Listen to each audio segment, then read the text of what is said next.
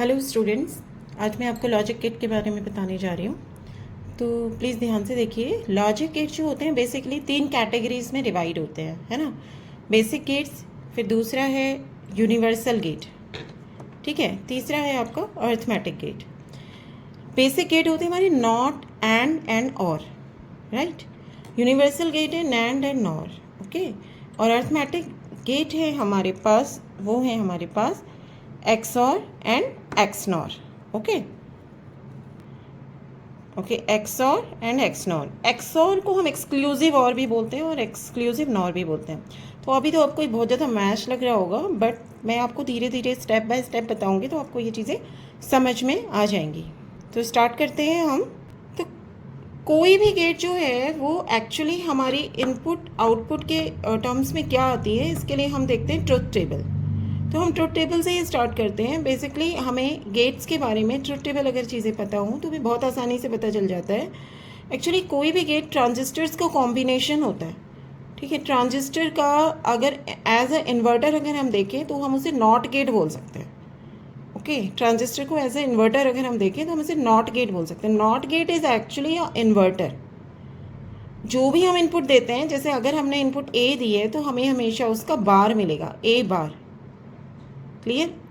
कुछ भी इनपुट दे रहे हैं तो इनपुट अगर हमारे पास ये सिर्फ सिंगल इनपुट होता है और सिंगल आउटपुट होता है। आउटपुट किसी भी गेट की बिल्कुल सिंगल रहेगी, ओके। इनपुट नॉट गेट की एक ही रहती है, बाकी गेट्स की कई हो सकती हैं, बट नॉट गेट की एक इनपुट होती है और एक ही आउटपुट होती है। तो इनपुट में अगर हम डिजिटल के बारे में बात कर रहे हैं तो या तो लो होगा या हाई होगा, ओके। इनपुट या तो 0 होगी या फिर 1 होगी, क्लियर। नॉट गेट में इनपुट या तो 0 होगी या 1 होगी। 0 का मतलब लो, 1 का मतलब हाई, ओके। अगर हम पॉजिटिव लॉजिक नेगेटिव लॉजिक के बारे में आप सोच रहे होंगे तो अभी हम ये सब नहीं सोचते, हम 0 को भी एज अ लो ले रहे हैं और 1 को एज अ हाई ले रहे हैं, राइट। तो 0 जब भी हम इनपुट में देंगे आउटपुट में हमें 1 मिलेगा। इनपुट में अगर 1 है तो आउटपुट में 0 मिलेगा, जस्ट अपोजिट हो जाएगा, ठीक है। तो नॉट गेट की अगर हम सिंबल देखें तो ये इसका सिंबल है, ये इसकी ट्रुथ टेबल है। बहुत सिंपल है। ए 0 है तो आउटपुट 1 हो जाएगा, इनपुट अगर 1 है तो आउटपुट 0 हो जाएगा। इसे हम बहुत ही इजीली एक्सप्लेन कर सकते हैं, ओके। नेट में अगर आप देखो इनपुट अगर हमारे पास ए और बी है तो output Y is equal to A dot B लिखा हुआ है, जैसे कि हम एंड पढ़ते हैं, राइट। मल्टीप्लाई का साइन भी यही होता है अगर आपको पता हो तो, ठीक है। तो ए इंटू बी बोल सकते हैं, ए एंड बी बोलते हैं हम जनरली इसे, ये हमेशा ध्यान में रखना। इसको हम डॉट नहीं बोलते, ए एंड बी। जब भी हम कम्युनिकेट करते हैं तो कम्युनिकेट शुड बी एक्चुअल, तो ए एंड बी है। अब हम आते हैं इनपुट पे, ओके। पहले इसका आउटपुट ए एंड बी आएगा। इनपुट जो है हम आपके पास 2 हैं तो आपके पास 4 कंडीशंस होंगी, या तो दोनों इनपुट लो होंगी 0 0, या एक इनपुट लो होगी दूसरी इनपुट हाई होगी, या पहले इनपुट हाई होगी दूसरी इनपुट लो होगी, या दोनों इनपुट आपकी हाई होगी 1 1, राइट। ये थोड़ा सा क्रॉस हो गया है, प्लीज़ इसे कंसीडर कीजिए, दोनों 1 1 है, ओके। तो 0 0 पे 0, 0 1 पे 0, 1 0 पे 0, 1 1 पे 1। इनको याद करना थोड़ा सा टिपिकल लगेगा, लेकिन अगर आप एक लॉजिक के तहत इसे याद करो तो ए इंटू बी, तो अगर इंटू बी में अगर कोई भी इनपुट 0 हुई तो आउटपुट हमेशा 0 रहेगी। अगर आपकी कोई भी इनपुट लो है तो आउटपुट हमेशा लो रहेगी, यानी कि ये तभी आउटपुट आपकी हाई होगी जब आपके दोनों इनपुट 1 होंगे।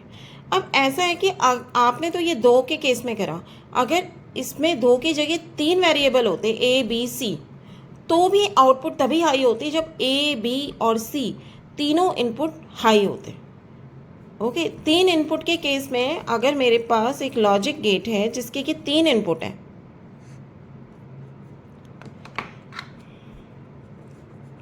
मेरे पास एक लॉजिक गेट है जिसके कि 4 इनपुट है, चलिए मानिए 4 इनपुट मान लिए हमने, या 3 इनपुट मान लिए हैं, 3 ही लेते हैं चलिए अभी, ठीक है। ए बी एंड सी, तो y इज इक्वल टू होगा A and B and C, right. A and B and C, that means आपकी ए बी सी से आपकी कितने कंडीशंस आ जाएंगी, 2 की पावर 3 यानी कि 2 2 जो 4 4 8 कंडीशन आएंगी। या तो तीनों इनपुट 0 होंगी, या एक इनपुट 1 होगी, या ये वाली इनपुट 1 होगी, या फिर लास्ट वाली इनपुट 1 होगी, 2 इनपुट 1 हो सकती हैं। ठीक है, इस तरीके से लास्ट में 1 1 1 आएगा। लेकिन आपका आउटपुट तभी 1 आएगा जबकि लास्ट की आपके तीनों जो इनपुट है ये 1 रहेंगे, राइट। क्योंकि आप देखो इसमें मल्टीप्लाई का साइन है, अगर एक भी चीज़ 0 से मल्टीप्लाई हो जाती है तो आउटपुट 0 रहती है। ठीक है, अगर आपको ये साइन याद है तो बहुत ही आसानी से आप किसी भी कंडीशन में 3 इनपुट हो, 4 इनपुट हो, कितने भी इनपुट हो, आप इसका आउटपुट निकाल सकते हो। आउटपुट तभी 1 आएगा एंड गेट में जबकि उसकी सारी इनपुट्स 1 होंगी। तो output is high only when all inputs are high. ये आपको याद रखना, output is high only when input all input is high. अगर आप कुछ भी याद नहीं कर सकते, आप सिर्फ इतना याद कर लीजिए, डॉट याद कर लीजिए, डॉट से मल्टीप्लाई याद कर लीजिए, मल्टीप्लाई से आप अगर एक भी इनपुट 0 है तो ऑब्वियसली 0 किसी से भी मल्टीप्लाई होता है तो आउटपुट 0 ही आती है। ये तभी 1 होगा जब इसके दोनों इनपुट 1 होंगी, राइट।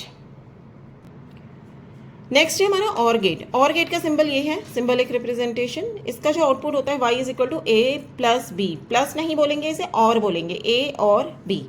ठीक है, और का मतलब मीनिंग होता है या, एंड का मतलब था, एंड का अगर हम मीनिंग देखें दोबारा से, एंड का मीन्स और का मतलब जब दोनों ही हमारे पास 1 होंगे, 1 और 1 तो 1 हो जाएगा।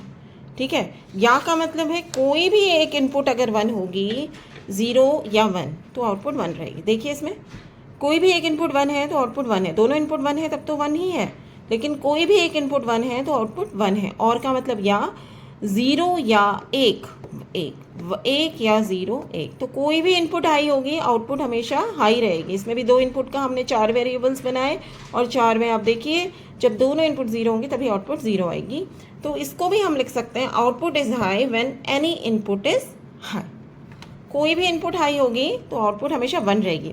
अभी तो ये मैंने 2 के केस में बताया, अगर मेरे पास 3 केस होते, 3 होते ए बी सी, तो ए बी सी में से अगर कोई भी एक इनपुट हाई होती तो आउटपुट हमेशा आपकी हाई आती, कोई भी एक इनपुट 1 होता तो आउटपुट आपका 1 आता। ठीक है, अगर आपको कहीं पे कोई चीज़ समझ नहीं आ रही है तो आप कमेंट में लिख के मुझे बता सकते हैं। ठीक है, नैंड गेट एंड गेट का अपोजिट है। तो जैसे ये दोनों इनपुट आउटपुट तभी हाई रहेगी जब जब इनमें से कोई भी एक इनपुट हाई हो जाएगा।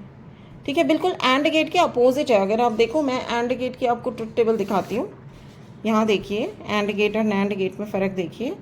एंड गेट में 0 0 पे 0 था, 0 1 पे 0 0 है ना। अब यहाँ देखिए 1 1 1 1 0। तो नैंड गेट में अभी तो हमारे पास सिर्फ 2 इनपुट है, अगर हमारे पास 3 इनपुट होते तो भी आउटपुट तभी 0 होती जबकि तीनों इनपुट 1 होती। ठीक है, नेक्स्ट है आपके पास नॉर गेट। नॉर गेट में भी अगर आप देखें तो नॉर गेट और गेट का अपोजिट है। तो इस केस में भी जब दोनों इनपुट 0 होंगे तभी आउटपुट आपका 1 आएगा, ना तो ये ना तो वो। ना, नॉर मतलब ना है ना, ना इधर और नॉर, तो ना तो ये ना तो वो, दोनों ही इनपुट 0 होंगे तभी आउटपुट 1 आएगा, अदरवाइज हर कंडीशन में आउटपुट 0 आएगा। क्लियर। अगर हम वो देखें सिंबल तो ऐसे, फिर ये एक्सक्लूसिव और, इसका अगर 2 इनपुट है ए और बी तो y इज इक्वल टू हो जाएगा ए XOR प्लस बना दीजिए, फिर राउंड कर दीजिए b, राइट।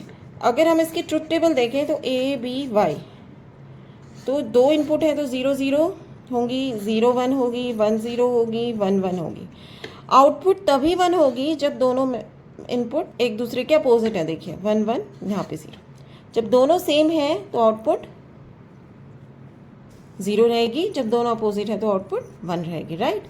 अब एक्सनॉर गेट देखिए, ये अर्थमेटिक लॉजिकल ऑपरेशन के काम में आते हैं, इसलिए इन्हें हमें अर्थमेटिक गेट बोलते हैं। इससे half adder, full adder, subtractor ये बनाया जाता है। ठीक है, तो अभी आप देखें ए बी वाई, एक्सनॉर का जो सिंबल है बिल्कुल एक्सॉर का अपोजिट है। ठीक है, ये आपका है। अगर हम इसके ए और बी ले लें तो y इज इक्वल टू हो जाएगा ए XNOR B। ठीक है, इसको हम एक दूसरे तरीके से नैंड और नॉर की सहायता से भी अब वो कर सकते हैं। तो अगर हम इसका देखें तो ये आता है A bar B plus B bar A, right. और इसका जो आउटपुट आता है वो आता है A B bar plus A B। Clear, आप करके देखिएगा इसको, तब तक मैं इसका आपको ये बताती हूँ। 0 0 0 1 1 0 1 1। अब बिल्कुल अपोजिट करने के लिए देखिए, अगर इसमें तब जो दोनों ज़ीरो हैं तभी 1 आएगा, बाकी सारी कंडीशन पे 0 आएगा, राइट।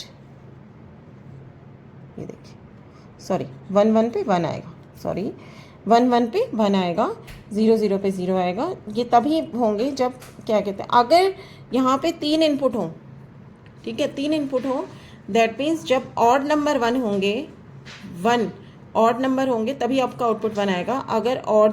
अगर 1 आपके 2 इवन नंबर होते हैं, अगर ये मल्टी इनपुट होता, ठीक है, माना कि इसमें 5 इनपुट होते हैं, 4 इनपुट होते, चलिए माना 4 इनपुट होते, तो अगर ऑड ये A B C D, sorry XOR के बारे में बता रही हूँ, सॉरी वाई, अगर इसमें इस कंडीशन में या इस कंडीशन में या कौन सी कंडीशन में 1 आना चाहिए,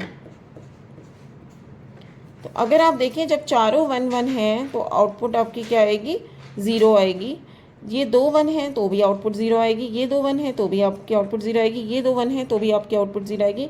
आपका 1 तभी आएगा जब 3 इनपुट 1 होंगी तभी आपका 1 आएगा, या फिर कोई एक इनपुट 1 होगी तभी आपका 1 आएगा, राइट। ये समझना है आपको, ओके, क्लियर है आपको? Thank you.